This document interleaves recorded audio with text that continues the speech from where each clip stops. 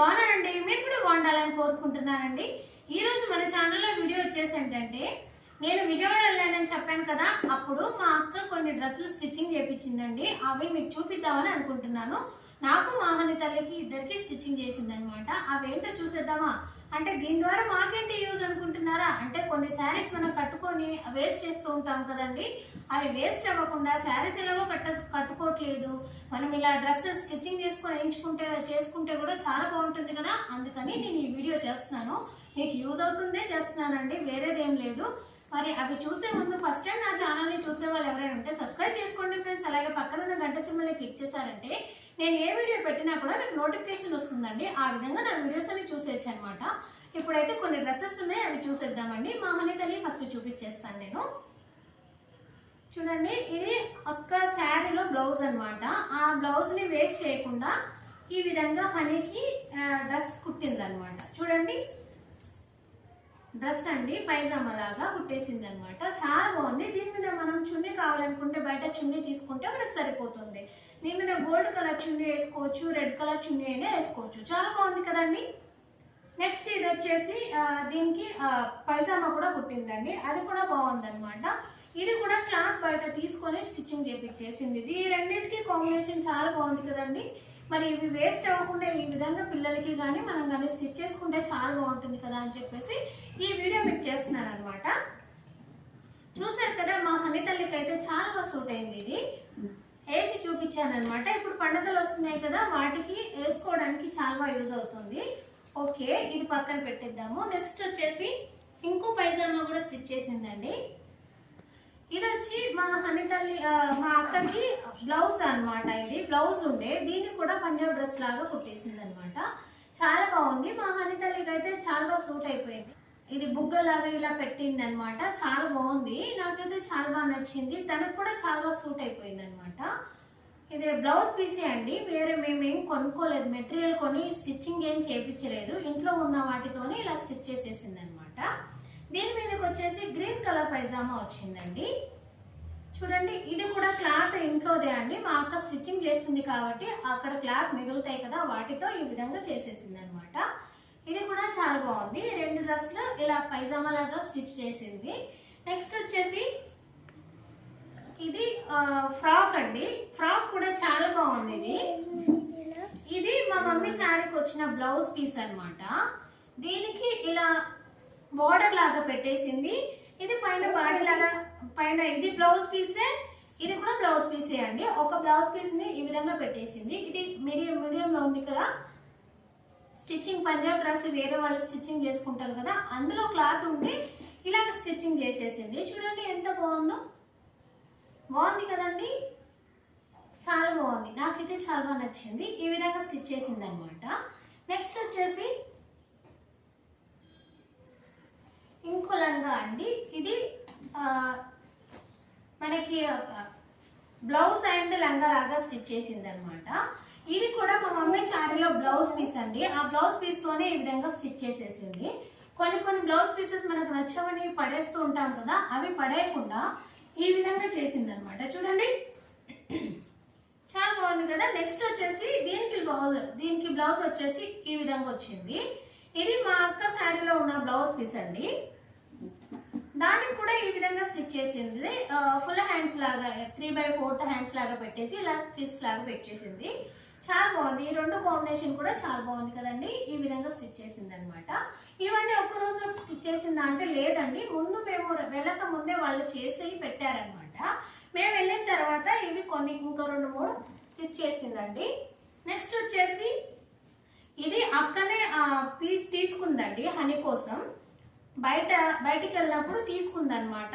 ఇది కూడా క్లాత్ తీసుకునే స్టిచ్ చేసింది. ఇదేం బ్లౌజ్ పీస్ ఏం కాదండి, ఇలాగే తీసి స్టిచ్ చేసింది అనమాట. ఇది లాంగ్ లెంత్ లాగా యూజ్ అవుతుంది మా హని తల్లికి. చాలా బాగుంది.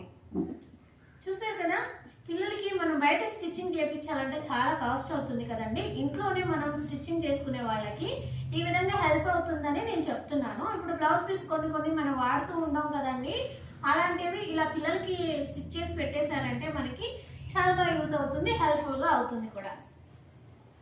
నెక్స్ట్ వచ్చేసి ఇది నా శారీ అండి.